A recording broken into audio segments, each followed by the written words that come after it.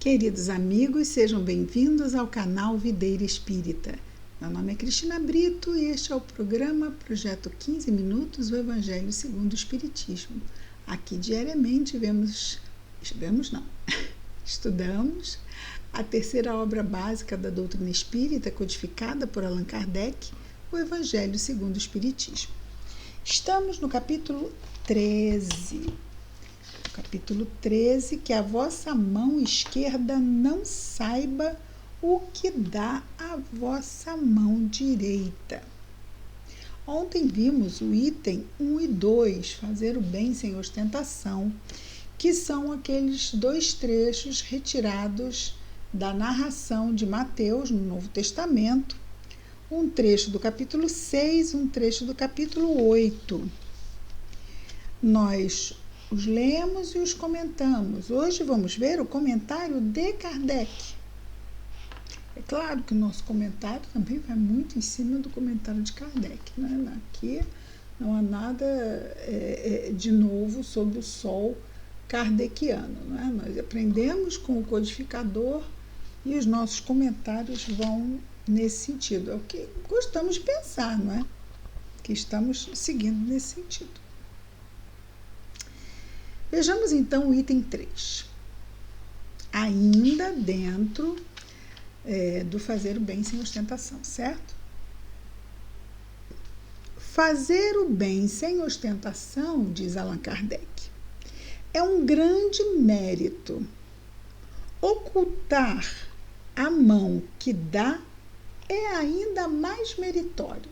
Então, ele coloca aqui duas instâncias de dar, uma meritória, outra mais meritória. Então, ele coloca fazer o bem sem ostentação. E já é meritório. Ocultar a dádiva. Ocultar. Quando diz ocultar de uma mão, que a outra não saiba, é mais meritório. Ocultar a mão que dá.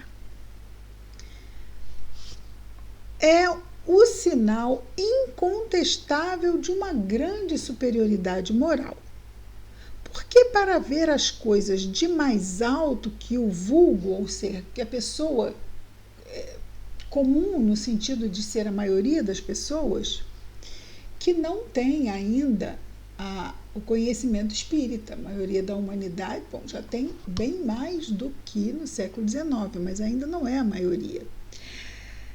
E o que ele diz sobre essas pessoas que já conseguem ver mais e, porque veem mais, entendem sobre o que Jesus fala de dar sem ostentação e de dar sem que haja essa detecção do que foi dado.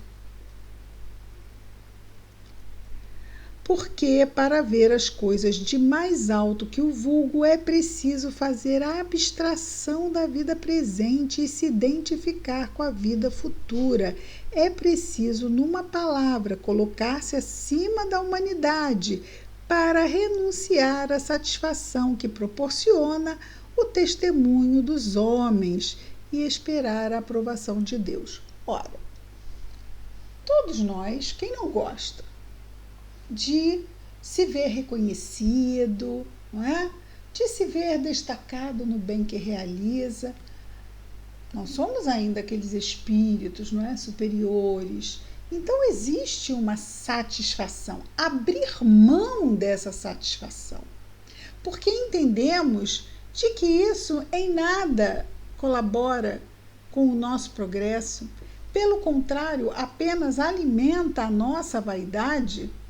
Abrirmos mão dessa satisfação materializada, sensória quase, porque sabemos que a satisfação de que Deus pode ver e reconhecer as nossas intenções de realmente fazermos o melhor que hoje já podemos, estamos indo muito bem.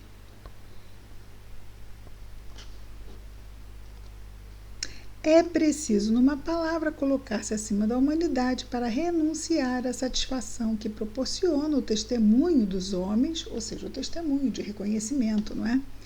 e esperar, em contrapartida, então, a aprovação de Deus. Aquele que estima a aprovação dos homens mais do que a aprovação de Deus, prova que tem mais fé nos homens do que em Deus, e que a vida presente é mais para ele do que a vida futura. Mas a gente sabe que isso se deve à visão materializada que temos, não é? Então, muitas pessoas ainda estão muito presas aqui, a essa vida. Então, é essa vida que importa. Muitos dizem acreditar em Deus, mas eu estou aqui. E aqui isso é importante. Sim, mas eu estou aqui, eu não sou daqui.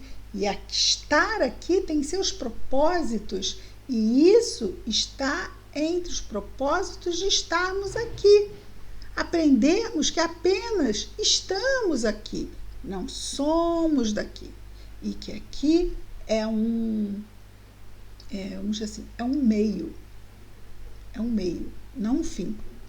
Estamos aqui para aprender, criar condições, afinizar os nossos laços com os nossos irmãos e os nossos laços conosco mesmo. E assim fazendo, afinizando os nossos laços com Deus.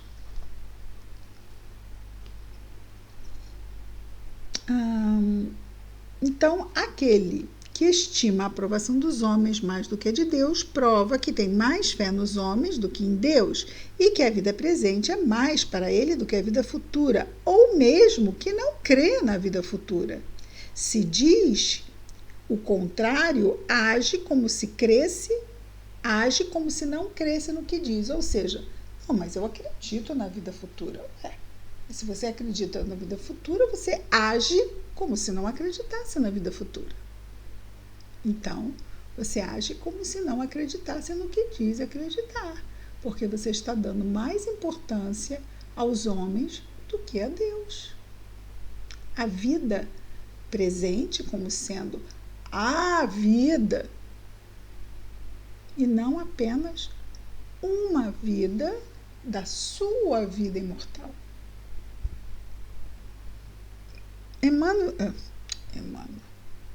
Allan Kardec continua nos dizendo assim: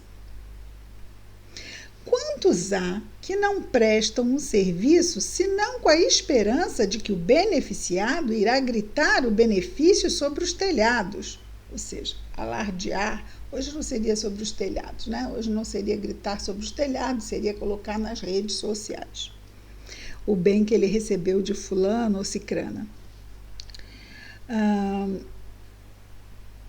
Gritar sobre os telhados, que na claridade darão uma grande soma e na sombra não dariam uma moeda. O que quer dizer? Que se tiver plateia são bons, mas se não tiver plateia, é quando fazemos assim, ou seja, aquela sinal de usura, não é? Sinal de mão fechada. Não é só para as questões materiais, é também para as questões morais. É aquele que pode se fazer como aquele que ouve, aquele, não é? Amoroso, no claro, mas no oculto, não tenho tempo, não posso não, tô fora, não quero problema para minha vida.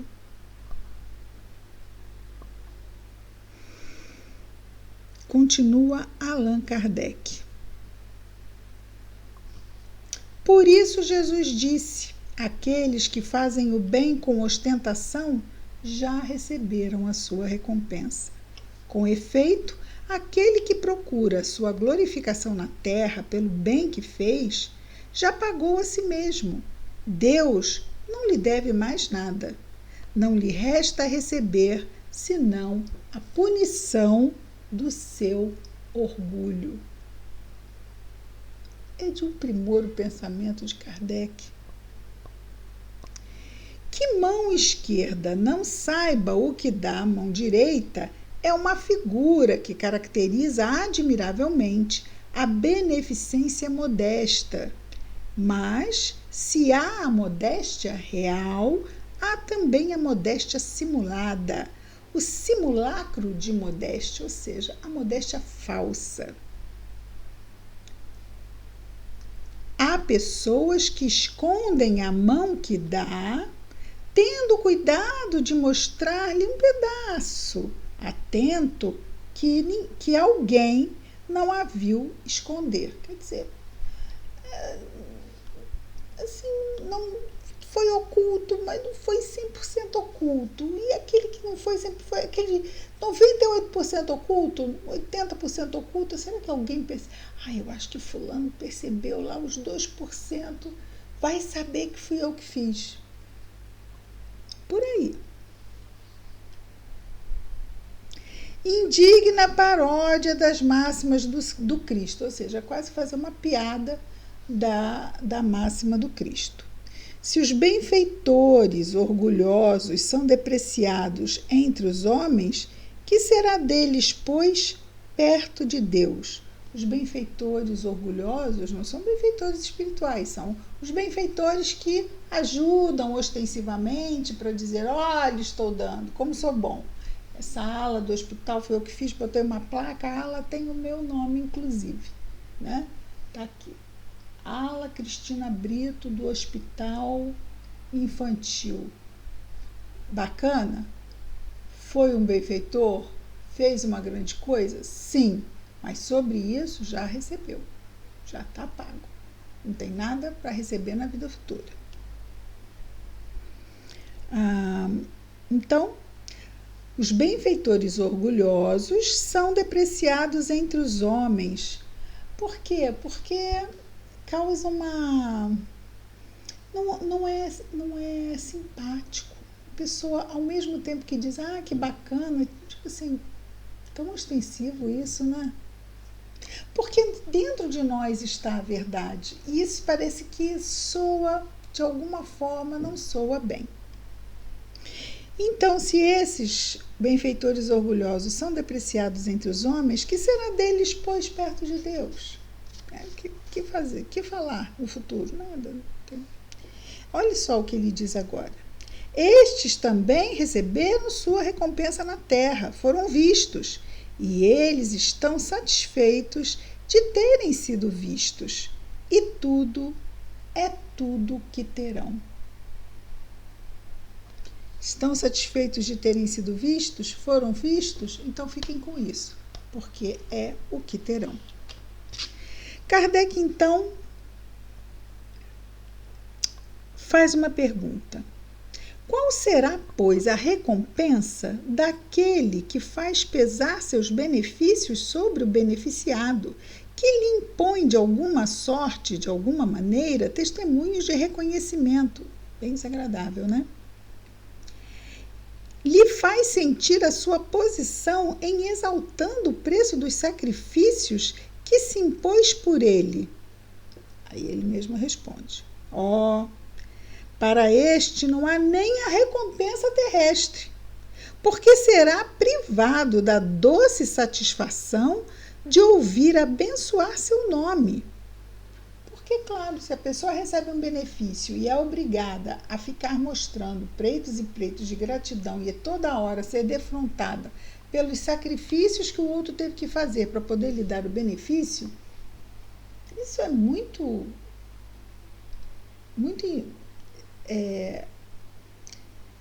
indigno, humilhante, não é?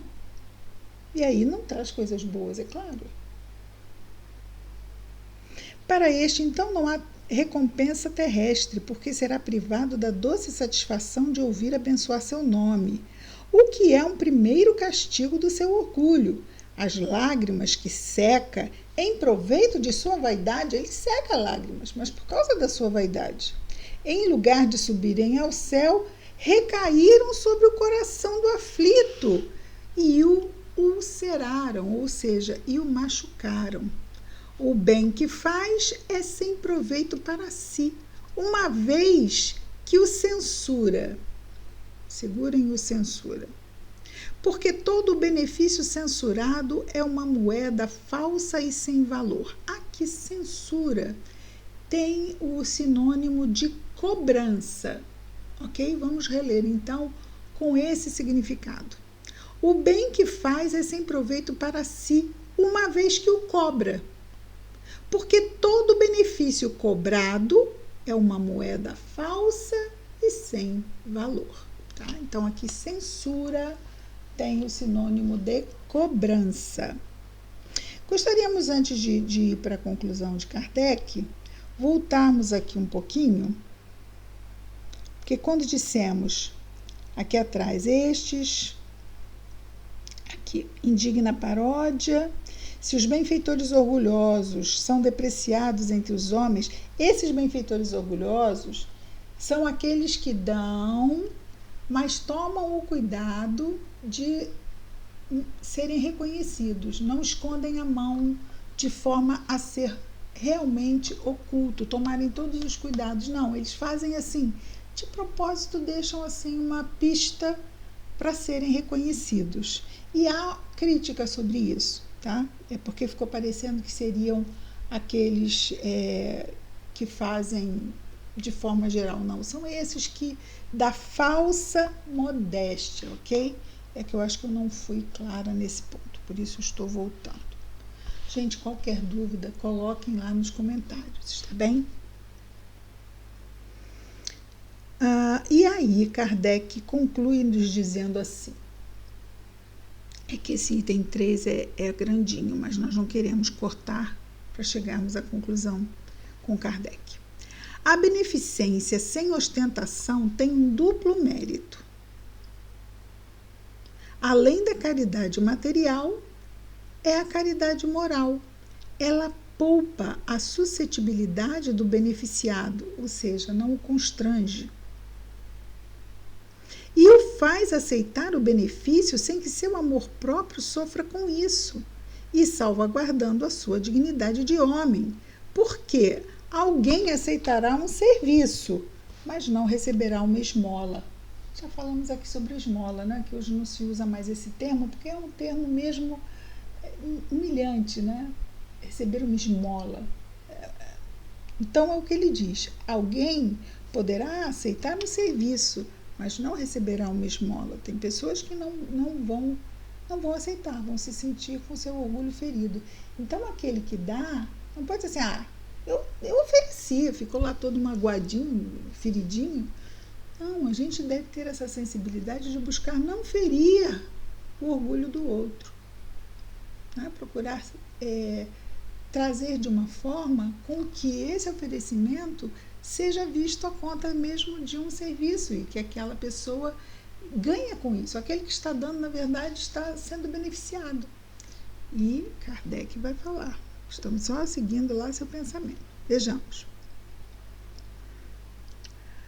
Ora, converter um serviço em esmola pela maneira que é prestado é humilhar aquele que o recebe, e há sempre orgulho e maldade em humilhar alguém.